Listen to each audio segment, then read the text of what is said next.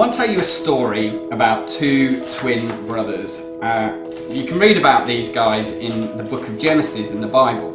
The oldest brother is a guy called Esau, and he's not only the oldest, but he's the biggest. He's famously big and hairy, and if you want to imagine what he looked like, imagine, I don't know, some kind of outdoorsy Bear Grylls, Ray Mears kind of guy, someone who likes to chew logs for breakfast and kind of do adventure.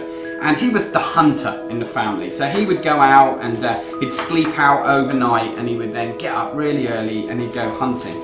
His little brother is called Jacob, and Jacob is probably more of a stay-at-home guy, and it says in the Bible that he used to spend more time with his mum, and it also says he was a bit of a chef.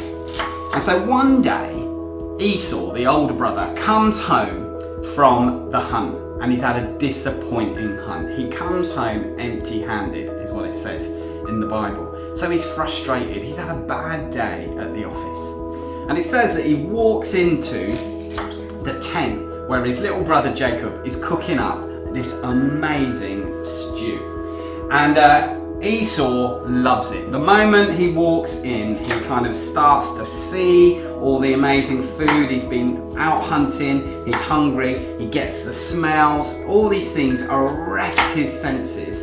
And so he turns to his brother and he says this, he says, "Give me some of that stew." And his brother simply says, "Sure, you can have some stew. I want your birthright." So, asking for the birthright was no small thing. You see, in that culture at that time, the birthright was something that meant three big things. One, it meant this. It meant that the person who owned their birthright would get more money. When their dad died, the inheritance would be split three ways. And then the one with the birthright would get 2/3.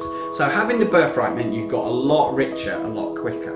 It also meant this, that when their dad died, the person with the birthright would be the one who would get the respect and the honour and the status in the family. They'd become head of the family. And finally, they believed this. They believed the birthright gave them favour from God, an extra blessing from God. So what Jacob is asking for is something absolutely massive. He's saying, "I want your future for some food.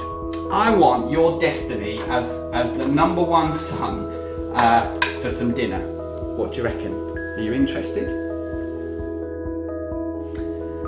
Believe it or not, Esau's response was this: "What good is my birthright to me?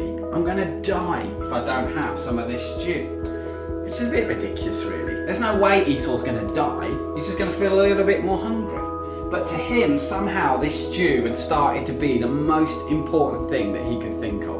Even more important than his birthright. Now that might sound stupid, but actually people do this all the time.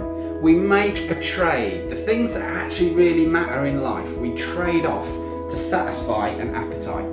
You see, it all depends on what your stew is. For some people, their stew is ambition. Maybe it's the promotion. And people will trade things they care about, like their family, their kids, just so they can get that job or that promotion or that salary rise. Other people, it can be appetites of the flesh. Maybe something like pornography, where people will risk their families, their futures, their marriages, their ministries, just to satisfy the urge they have to look at something online. The invention of the internet was a game changer for those that make porn and those that use porn. They say that up to 25% of internet searches are for porn websites. One free porn website gets 4.4 billion hits a month. Porn has never been more available, affordable, and according to scientists, addictive. So, the reality is this. This is an issue, this is an appetite that loads of us struggle with. So if that's something you struggle with, if porn is something that you've got a problem with, is there anything we can learn from Esau's story that can help us?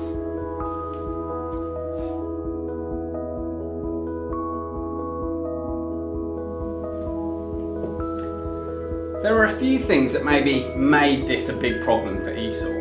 One was he went to a place where he was vulnerable. The sight, the smell of that stew took over and he stopped thinking straight.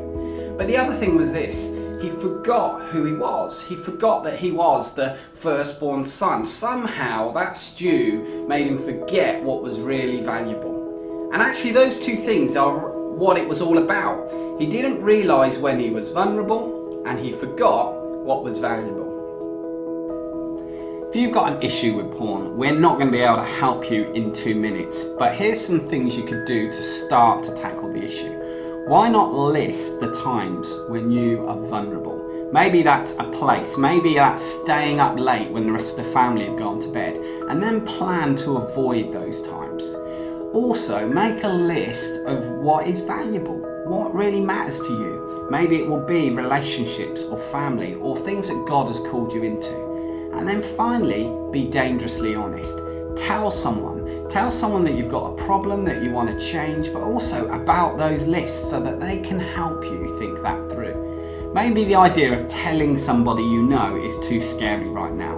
But we have a website, clicktokit.com, which is a great place for you to confidentially begin to tell someone and get some support.